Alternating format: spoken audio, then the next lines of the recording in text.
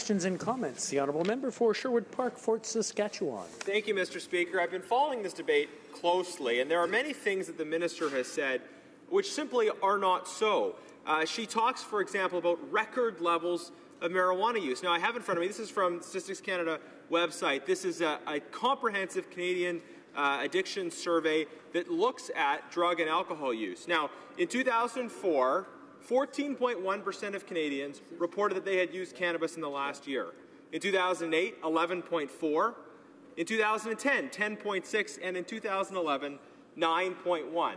Now, the Conservative approach in government was to emphasize the importance of public health information, working with all aspects of society, including law enforcement, in a way that reflects the real risks associated with marijuana, and yes, in a way that keeps it out of the hands of children. Because letting parents with children at home grow marijuana and making it legal for one child to give marijuana to another child, you can't sell it, but you can give it to another child perfectly legally under this legislation. That's not keeping it out of the hands of children. So the minister might disagree on certain points philosophically, but I just want to know if she acknowledges the reality of the data, namely that marijuana use went down significantly during the last 10 years, and if she thinks that's a failure.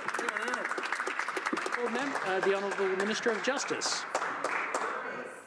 Thank you, Mr. Speaker. I appreciate the opportunity to stand up because we are a government that bases our actions on science, on evidence, and certainly on data. And the data that we have, the most recent data, in 2015, the latest data available, the prevalence of the past year use of cannabis was 1 in 5 Canadians aged 15 to 19 and nearly 1 in 3 aged 20 to 24. The rates of cannabis use in this country, particularly among young people, is among the highest in the world. The status quo simply is not working. We need to, and this is Bill C-45's purpose and intent, is to ensure we put a comprehensive framework in place around the legalization, the strict regulation, and restricting access to young people. A comprehensive regulatory framework, like it did with tobacco, will ensure we do as much as we can to keep that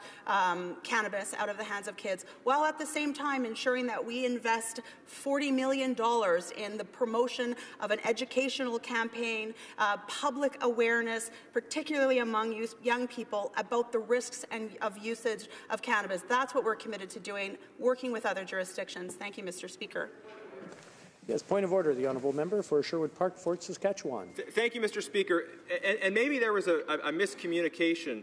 I just wanted to clarify that what I was talking about was overall population data, which shows a decrease. And I think the minister maybe implied that there was an increase by using data, particularly for teenagers, not population.